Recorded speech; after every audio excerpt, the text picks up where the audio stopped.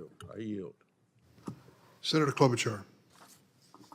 Thank you very much, Mr. Chairman. Thank you, all of you, for your good work. I'll start with you, Deputy Director Cohen. I know Senator Whitehouse asked Mr. Olson about the use of 702 when it comes to drug trafficking, and I wanted to kind of dig down on that, just because we're seeing more and more fentanyl kill people, and also more available on the internet, sometimes, many times unknowingly, when people are purchasing other pills that shouldn't be on those platforms. Without getting into specifics, how is data collected under Section 702 been used to disrupt trafficking networks and prevent fentanyl and its precursor chemicals from entering our communities? What work is being done? Thank you for that question, Senator Klobuchar.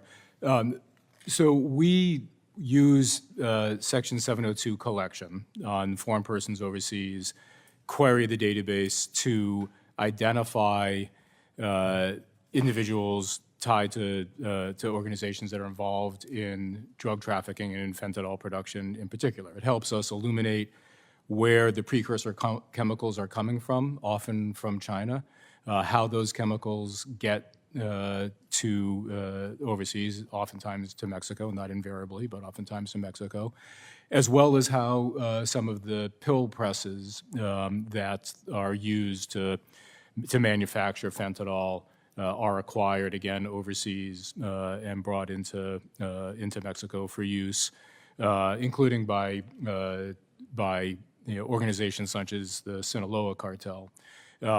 And I think that's really important to know for those just talking to families who've lost kids who purchasing drugs on the internet, that the platforms are being used by these cartels. You don't have to go into that, but these cartels are actually involved in this, so it's not like they can get all their justice in the U.S. And in order to stop this, we're going to have to stop it from coming in, the ingredients and some of the other substances. Is that correct? That's correct, Senator. Okay. Deputy Director Abate, I appreciated Senator Durbin's words about making sure that these reforms continue and that they are, I appreciated what you announced today, and that there'll be changes to the existing 702 authority. Could you talk about how the reforms the FBI implemented resulted in measurable improvements in the FBI's compliance, number one, and then number two, is there a lag in the publicly available data such that the most recent FISC Section 702 certification does not accurately inform the public? Thank you, Senator. Yes, with respect to the reforms that we've already put in place, as the Assistant Attorney General noted, we've seen significant progress.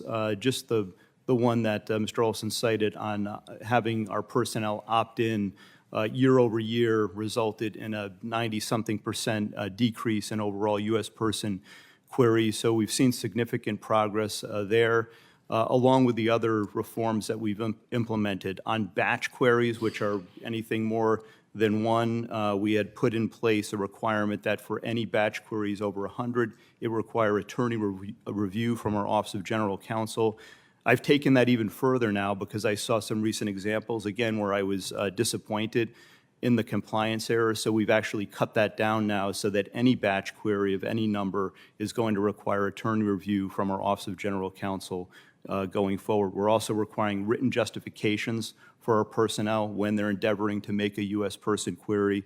And we're going to continue to iterate on that. We view it as an ongoing process, and we're open to any and all further reforms in working with the committee and members here. And we're not going to stop until we've achieved 100% compliance. Okay. I was going to ask Mr. Olson if you wanted to add anything, but before that, quick, how has the FBI used Section 702 to critical infrastructure and businesses to protect them from ransomware and other cyber threats? Because we certainly have been seeing a surge in those.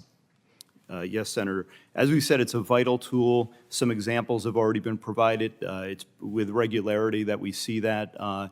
It's helped us literally identify potential victims in the United States, both individuals and companies who are either being targeted for cyber attack or in the midst of an attack, already have been. It's allowed us to get in front of that, particularly with regard to our critical infrastructure, to warn victim companies before they're hit and prevent the harm from occurring from adversaries like China, Russia, Iran, North Korea.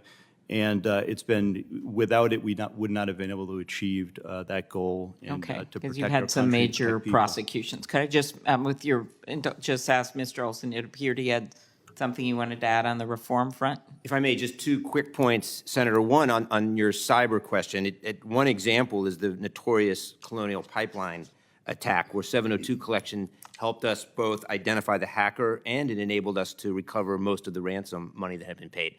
Secondly, your question about the certification and the FISC Yep. opinions, there is a 2023 opinion that is now going through the declassification process that will come out shortly, and which does identify some additional improvements in FBI compliance. Not 100%, there are still problems and things that we're still working on. That's part of the deal, but it does identify that the FBI has continued to improve its compliance over the past year.